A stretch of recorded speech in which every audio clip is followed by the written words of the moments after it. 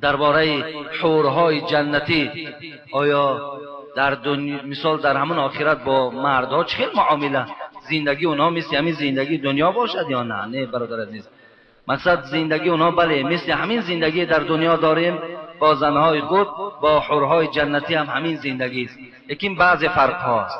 فرق همین است که ببینید در این دنیا ما و شما از یک زن زیاد گرفتن نمیتونیم.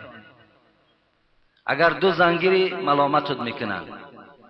حتی آدمایی که صاحب قدرت دو زنم که گیرن ممکن که در راست اونا گویند که یک باید دو زنه است، سه زنه است. مقصد با یک چشم تحقیر و نگاه میکنن.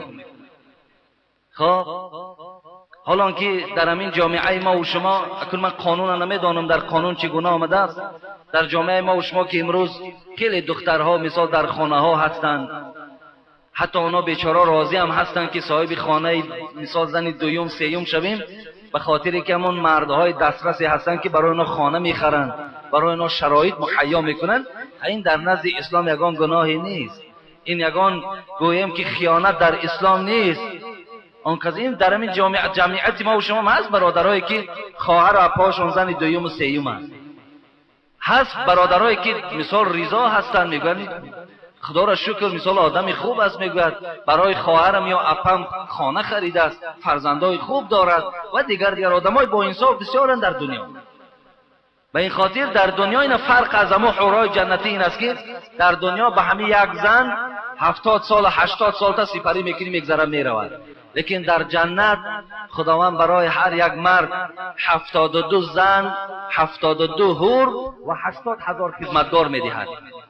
الله اکبر، این بهترین نعمت است به خدا قسم، بهترین نعمت است که برای هر یک مردی که در دنیا عبادت خدا را کرده است 72 حور العین. برای چی میگویم؟ برای چشمای سیاه دارد. رسول اکرم گفت حورها را در جنت دیدم مغز ساق پای اونها از بالای گوشت میتابد، اونقدر زیباست. ببین حتی مالک ابن دینار میگوید، از قصه این من بعد این تحلیل ها برای شما گویم، ببین فرق آن دنیا از این دنیا به چیست؟ خداوند در جنت برای شما 72 حور میدهد. دیگر فرق این است که در این دنیا با این زنها ببین دائم ما و شما جنگ و جنجال داریم، دائم ما و شما گویم کشمکشی ها داریم، دائم ما و شما را استقبال نمیگیرن، دائم ما و شما در راحت مبتلا نیستیم. لیکن با اون حورها این معامله نیست. اون حورها مردها را پرورش میکنند، مردها را به خنده و به چهره خندان استقبال میگیرند، مردها را در آغوش میگیرند. حبیب خدا میگوید شما با حورهای جنتی وقتی که یک بار نزدیک میشوین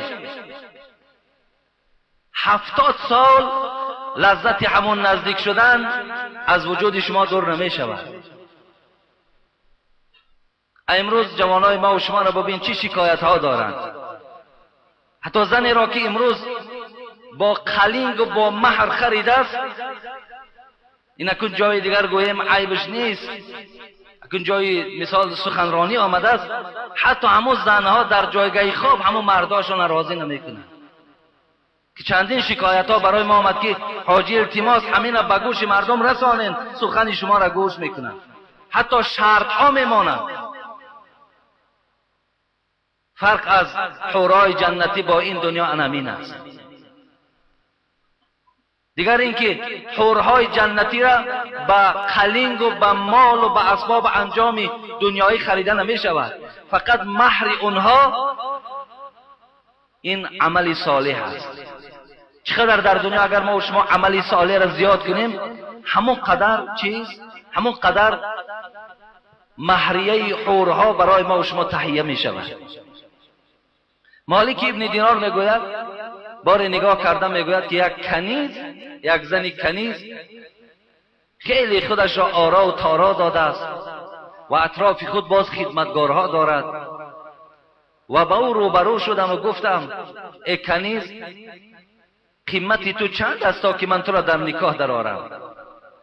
میگوید کنیز وقتی که دینار میگوید ما را دید، مالکه لقبش دینار بود، وقتی ما را دید که بسیار آدمی به پول و به اسباب و به انجام که هستم، خنده کرد. گفت آخر مرا تو خریدن نمیتانی. مالک ابن دینار مطلب و مقصدش دیگر چیز بود. بعدن گفت تو خوجین داری؟ گفت بله خوجین دارم. گفت خوب میشد که من خوجین تو را میدیدم. میگوید این کنیز همراه خدمتگارها مالک ابن دینار را به همون قصر آوردند و از مالک این کنیز پرسید این کنیز تو به چند قیمت میارزد؟ گفت خودت نرخ کن، تو این خریدن نمیتونی. این احوال و این شکلی که در تو میبینم، تو آدمی دارا نمیتابی، آدمی با دولت نمیتابی. بعدن گفت من قیمتش را گذاشتم و یک مشت خرمای خاک این کنیز تو نمیارزد. که خنده کردند. گفتن چرا میخندین؟ این کنیز گو عیب دارد. گو عیباش در چیست؟ گو عیبش همین است که اگر همین عطر نزند از بوی بدی این در نزدش نشسته نمیشود. دویم اگر دهانش گفت تمیز نکند، دهانش نشوید، از بوی دهانش در نزدش نشسته نمیشود.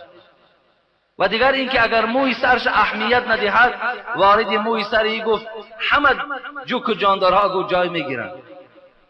دیگر عیبی که دارد این در یک ماه حیض میبیند. دیگر عیبی که دارد این احتیاج به حاجتخانه دارد. دیگر عیبی که دارد عمرش که رفتن که گیره پیر میشود، به حسن میشود. وقتی این سخنان از مالک شنیدن همش حیرت ماندند. کنیز پرسید مالکش آیا راست میگه؟ گفت راست میگه. اون چیزی که گفت همش حقیقت دارد. مالک گفت من برای شما مثال میارم. من برای چی گفت این سخنها را گفتم؟ به خاطر آن گفتم که این کنیز تو در برابر آن حورهایی که خداوند برای مردها در جنت آماده کرده است که اونها را از نور و از مشک و از کافور خدا آفریده است، این کنیز در راست اون حورها گفت قسم به خدا ذره قدر ندارد. اونا همچنان حسن دارند که آبی اگر دهانشان اگر در یک دریای تلخ پرتایند آب او شیرین می شود. اگر حسن و جمال کنن و به دنیا برایند تمام آن زیبایی در این دنیا است همگیش گو در خجالت میمانند. اگر ساقی دستش گفت نمی یک دستش اگر حورهای جنتی گفت اگر بیرون دنیا کنن قسم به خدا گفت روشنی آفتاب گو در خجالت میمانند. پس گو این کنیز در برابر این هیچ نرخی ندارد. به این خاطر دادر عزیز معامله دنیا با حورها با این فرق میکند. از همه فرق بالاش همین است که فقط سری به جنجال داره. نه آذوقه آوردن است، نه آذوقه کشیدن است، نه جنگ و جنجال است، نه روی تروشی است، نه طلاق است، نه دیگر و دیگر است. آسوده راحت میکنی و خلاص. خدا نصیبتون کنه. یک سوال آخرانه جواب میگویم و همین انشاءالله جمعه آینده اطراف قصه های حضرت علی من برای شما صحبت میکنم. داملا السلام علیکم. از سوال دارم آیا شستن مرده از زنده به چی فرق میکند؟ شستن مرده از زنده به چی فرق میکند؟ من این سوال در کتاب خلاصة الفتوا گفته یافتم که فرقش همین بود است که آدم مرده مزمزه و استنشاق ندارد. مثلا چگونه آدم زنده آب در بینی میگیریم، آب در دهان میگیریم، آدم مرده ندارد. فقط مسح بالای دهان و بینی او میکنیم. دوم در فتاوای خلاصه میآید که آدم وقتی جنوب میشود اول دستهاش میشوید، لیکن برای آدم مرده این است که اول روی وی شسته شود.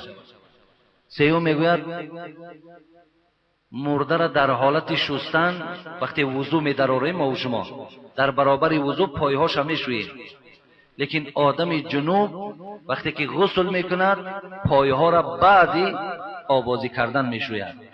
چهارم فرق این بود است که آدم مرده را مسح سر نمیکشند و آدم که وقتی در جنابت مبتلا شود میگوید در ظاهر روایت این است که باید موی سرش مسح کشد به خاطر نماز خواندن. این بود است فرق بین یعنی شستن مرده و شستن آدمی زنده. لیکن یک چیز فراموش نکنیم برادر عزیز، مرده‌شویی دعا ندارد، مرده‌شویی یگان آیت خوانی ندارد. ولی بسیاری مردم ما در حالت مرده‌شویی آیت قرآن میخوانند، گناهگار میشویم. آیت قرآن نزد مرده شستن وجود ندارد برادرای عزیز. ببین حتی اطراف در بالای قبرش خواندن آیت اینقدر کشاکش و اینقدر گویم بعضی هاش به خواندن و بعضی هاش به نخواندن رفتن. آیا کجا دیگر بالای مرده عریانی که آیت قرآن میخوانند؟ به این خاطر بالای مرده را شستند آیت قرآن کلا نخوانید که گناهگار میشوید. لیکن وقتی اگر میخواین یگان چی گوین و بسم الله الرحمن الرحیم آغازش کنین، همین بس از کفایت میکنه. یا اینکه در راست هر یک دست و پای او دعا کنید خداوند آن گناهایی که از دست او صادر شد، از پای او صادر شد، از چشم او صادر شد، خدایا مغفرت کن، بس از کفایت میکنه. یک چیز. دوم چیز، مرده وقتی که وارد قبر شد در مردم ما و شما عادت است، بعد پشاکای وی میشوییم. همین هم از اسلام نیست. در همین خنوکی نمیدانم برادرها همینجا باشن نباشن، یک برادر از دنیا گذشت، تا پلتاهایی که نوان پلتاهاش میشوید. در کجا قاقش میکنی؟ اینقدر مشقت در کجاست؟ برای چی در کار است؟ یا ما و شما یک چیز در ذهن من جای کردیم که حتمی پشاک های همون مرده را مرده‌شوی هم میدین، تمام، گویا که دیگر آدم پوشیدن درست نباشد.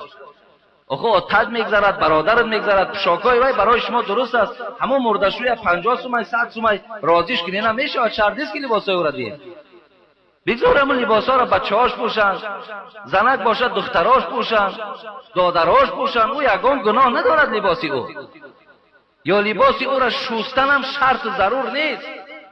همون کدامش چرک باشد خشوین برای پوشیدن خواه صدقش میکنین، خواه خودتان در اولادتان میپوشین، باکی ندارد. این چیزهای بیهوده را در مینه سرتان جای نکنین.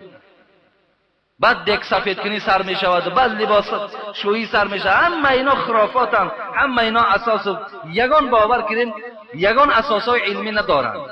کردینم از اسلام نگوییم، فقط گویین که این از پیش خودم میکنم. از اسلام اینا را در اسلام وابستگی نکنید. نه دک سفید کنید، نه دک سیاه کردن است، نه لباس شستن است. هیچ کدام این در کتابهای خدا و پیغمبر وجود ندارد. و این همه اینا مشقتند. خداوند عاقبت همه ما و شما را بخیر کند و برادرایی که برای ما سوال ارسال کردند و سبب نگاه کردن کتابها شد برای ما، خداوند عمرهاشون دراز گرداند و در این مسئله های شرعی همه ما و شما را خداوند عمل کننده گرداند. آمین یا رب العالمین.